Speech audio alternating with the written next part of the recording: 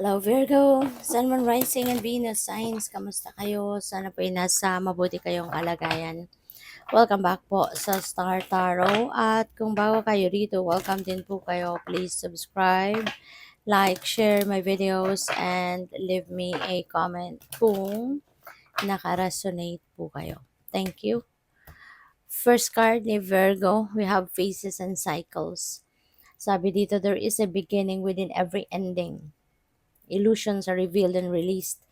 So this is a reminder para sa inyo na life is about phases and cycles.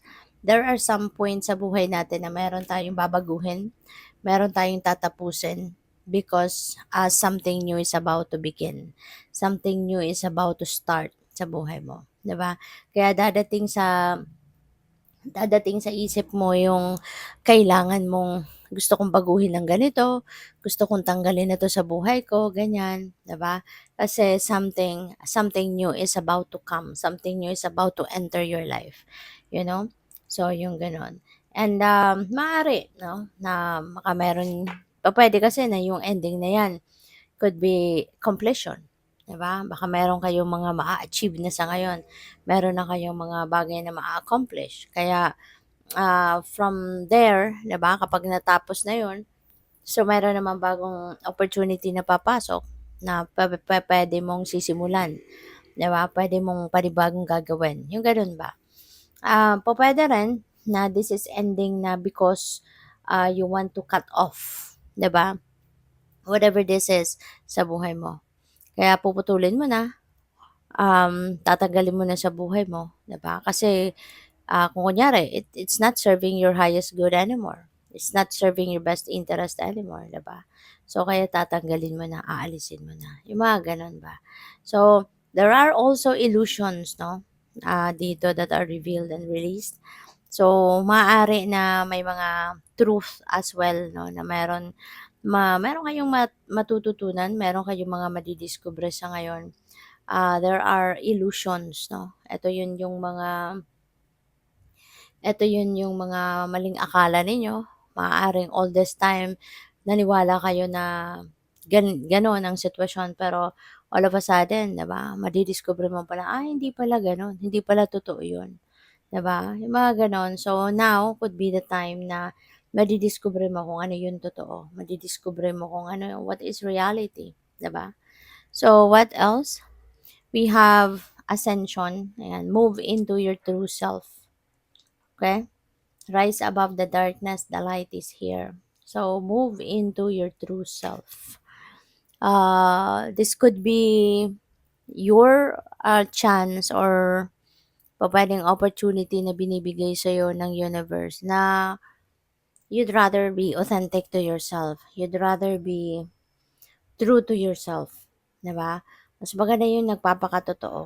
Mas maganda yung nagiging truthful ka sa sarili mo. 'Di ba? Kasi mas magiging masaya ka kung ano yung totoo mong saloobin at totoo mong nararamdaman or totoo mong iniisip, yun ang isinasabuhay mo or yun ang sinasabi mo, gano'n. Yun ang ine-express mo rather than you're trying to sugarcoat kung ano yung gusto mong sabihin, 'di ba?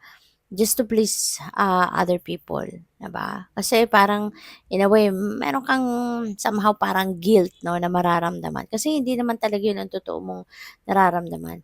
Hindi naman talaga 'yun yung totoong laman ng isip mo. But because you want to please other people kaya sinu-sugarcoat mo, 'di ba? Yung gano'n. Pero sa kaibuturan ng iyong puso, hindi ka din masaya kasi hindi ka nagiging totoo, 'di ba? So, move into your true self, okay? Be authentic, okay? Maging honest ka na sa sarili mo, okay? And this is the time as well, no, na you'd be able now to rise above the darkness sa buhay mo. You are going to, kumbaga, solve your problems. Sa ngayon, ito yung time wherein you are going to rise above your situations, kung ano man yung mga obstacles, ano yung mga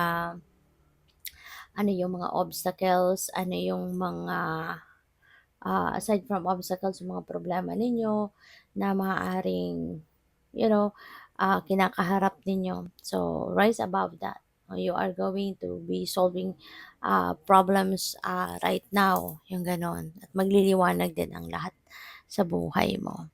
So, we have Green Tara, Supreme Protection.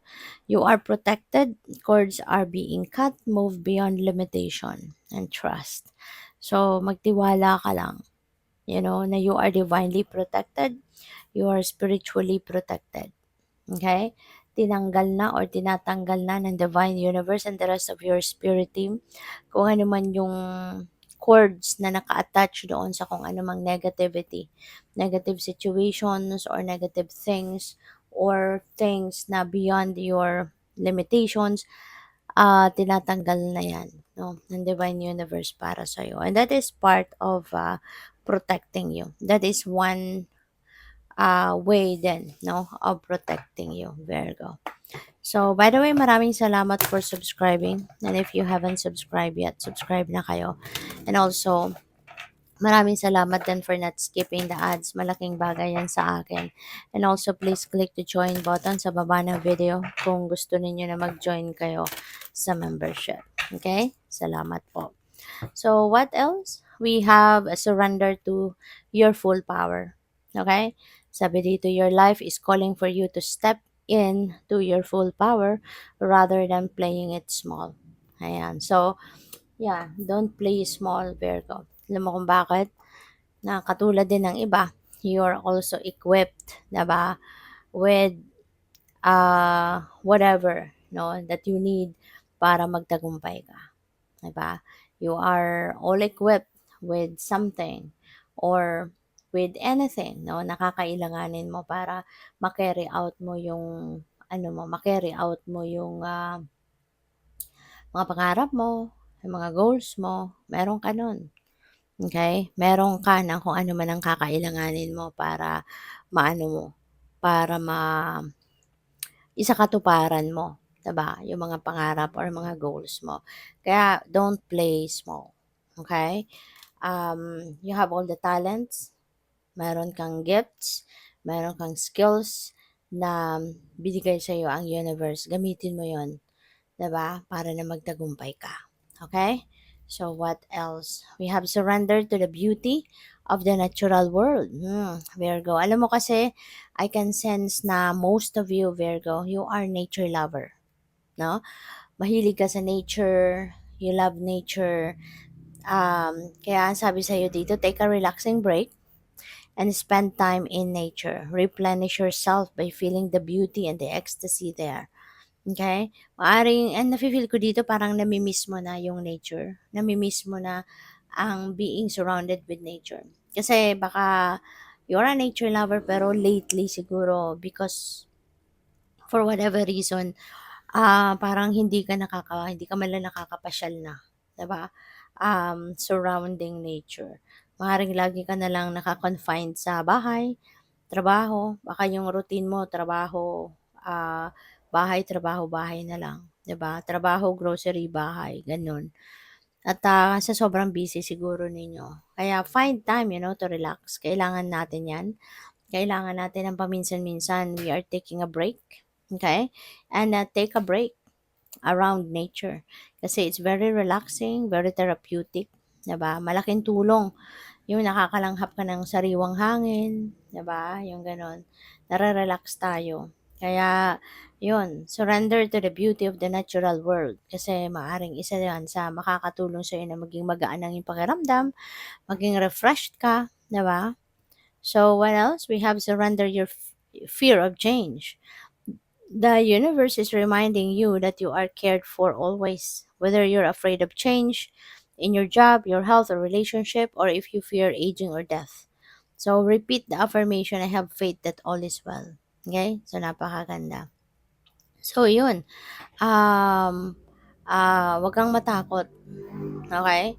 Kasi, di ba, unang-una, yung pagbabago, this is constant.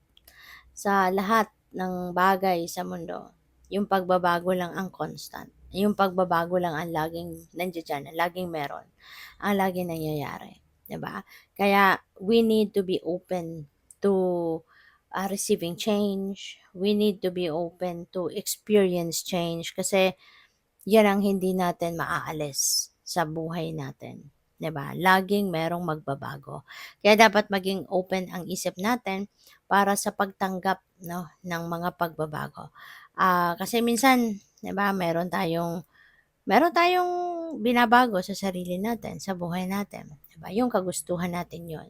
But minsan din, the universe is also doing some change sa buhay natin for the betterment of kalagayan natin, 'di ba? So, dapat maging open din tayo para diyan.